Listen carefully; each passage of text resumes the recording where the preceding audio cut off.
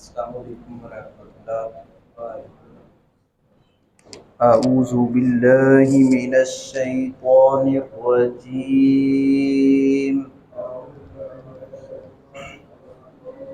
بسم اللہ الرحمن الرحیم۔ يعذب من يشاء ويرحم من يشاء وإليه تقلبون وما أنتم بمعجزين في الأرض ولا في السماء وما لكم من دون الله من ولي ولا نصير۔ اللہ رب العزت تمام اختیارات کا مالک ہے۔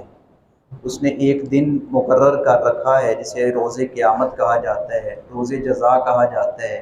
اس دن وہ جس کو چاہے گا عذاب دے گا اور جس پر چاہے گا اپنی رحمت برسائے گا، مگر ایسا نہیں ہے کہ ظالم مشرک ان کے برابر ہو جائیں جو اہل ایمان ہیں اور صاحب اعمال ہیں، سنت کے مطابق اعمال کی پابندی بھی کرتے رہے ایمان کے ساتھ سے۔ ایسا نہیں ہوگا۔ یہ تو ہو سکتا ہے کہ کسی کے اندر کوئی کوتاہی پائی جاتی ہو، کوئی خرابی پائی جاتی ہو سوائے شرک کے، تو اللہ کی رحمت جوش میں آئے تو اللہ اس کو معاف کر دے، اس کو کوئی پوچھنے والا نہیں ہے۔ اور وہ پکڑنے پہ آئے، گرفت کرنے پہ آئے تو کسی کی غلطی سے اس کو پکڑ لے، گرفت میں لے لے، اس کو کوئی پوچھنے والا نہیں ہے۔ تو اللہ رب العزت انصاف بھی کرتا ہے، اللہ رب العزت بے پناہ محبت کرتا ہے اپنے بندے کے ساتھ، لیکن جب بندہ اس کی حدود و قیود کو پامال کرتا ہے اور وہ اپنی حدود کو تجاوز کرتا ہے جو اس نے حدود مقرر کی ہیں، تو پھر اللہ رب العزت ایک وقت تک مہلت دیتا ہے، پھر اس کے بعد اللہ کی پکڑ آتی ہے، اور ایسی پکڑ آتی ہے کہ وہ بندہ کسی طرف نکلنے کا راستہ کوئی نہیں اس کے لیے بچتا۔ اللہ رب العزت نے فرمایا زمین و آسمان جہاں کہیں بھی جاؤ، تم کہاں تک چلے جاؤ گے، تم غلبہ نہیں پا سکتے، تم میری طرف لٹائے جاؤ گے۔ حقیقی غلبہ میں رب العالمین کا ہے۔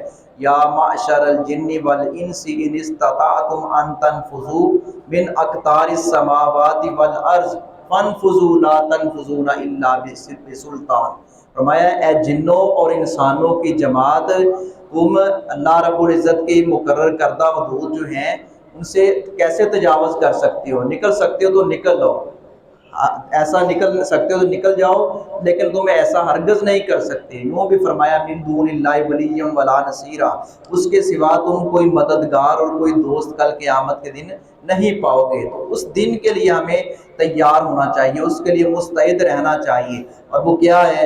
ایمان اور ساتھ صاحب اعمال بندے کو ہونا چاہیے، تاکہ یہ اعمال جو ہیں نیک اعمال کل قیامت کے دن ہمیں کڑی دھوپ میں اور محشر کے دن سے ہمیں اس کی سختیوں سے بچا سکیں۔ یعذب، وہ عذاب دے گا، من یشاء، جس کو چاہے گا، ویرحم، اور وہ رحم کرے گا، من یشاء، جس پر چاہے گا، وإلیہ، اور اسی کی طرف تقلبون، تم پھیرے جاؤ گے، وما انتم، اور نہیں تم بمعجزین، عاجز کرنے والے۔